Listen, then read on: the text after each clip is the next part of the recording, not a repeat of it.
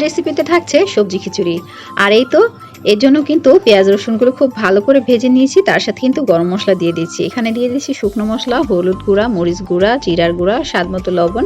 এরপর দিয়ে দিচ্ছি আদা রসুন জিরার পেস্ট, আর এই তো দিয়ে দিচ্ছি কিছুটা কাঁচামরিচ। এখন কিন্তু সামান্য পরিমাণ পানি দিয়ে মশলাটা আমি খুব ভালো করে কষিয়ে নিব। আর এই ফাঁকে কিন্তু চালগুলো আর ডাল মিক্স করে একসাথে আমি ভিজিয়ে রেখেছিলাম, তো ভিজিয়ে নিয়ে ধুয়ে আমি ঝরিয়ে রেখেছি। আর এই তো সবজিগুলো দেখিয়ে দিলাম আপনাদের সাথে, আমি কিন্তু ছোট ছোট করে কেটে নিয়েছি। আপনারা চাইলে কিন্তু যে কোনো শেপ দিয়েই কেটে নিতে পারেন। আর এই তো সবজিগুলো দিয়ে খুব ভালো করে কষিয়ে নিয়ে এখন ঢাকনা দিয়ে ঢেকে দিচ্ছি। আর এই তো এখানে কিন্তু সবজিগুলো আধ সিদ্ধ হয়ে গেছে। এখন আবারও কিন্তু একটু নেড়েচেড়ে মিশিয়ে নিয়ে এর মধ্যে অ্যাড করে দিচ্ছি চাল আর ডালগুলো।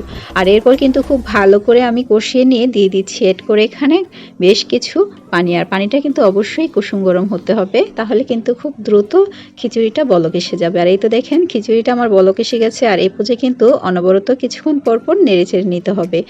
আর এই তো এইভাবেই কিন্তু আমি বেশ কিছুক্ষণ পরপর নাড়াচাড়া করতে করতে এক পর্যায়ে দেখতে হবে যে খিচুড়ি চালগুলো ফুটছে নাকি। আর এই অবস্থায় কিন্তু খিচুড়িটাও আমার ঘন হয়ে গেছে, তো আমি উপর থেকে একটু ধনেপাতা দিয়ে তারপর কিন্তু চুলাটা অফ করে দিয়েছি।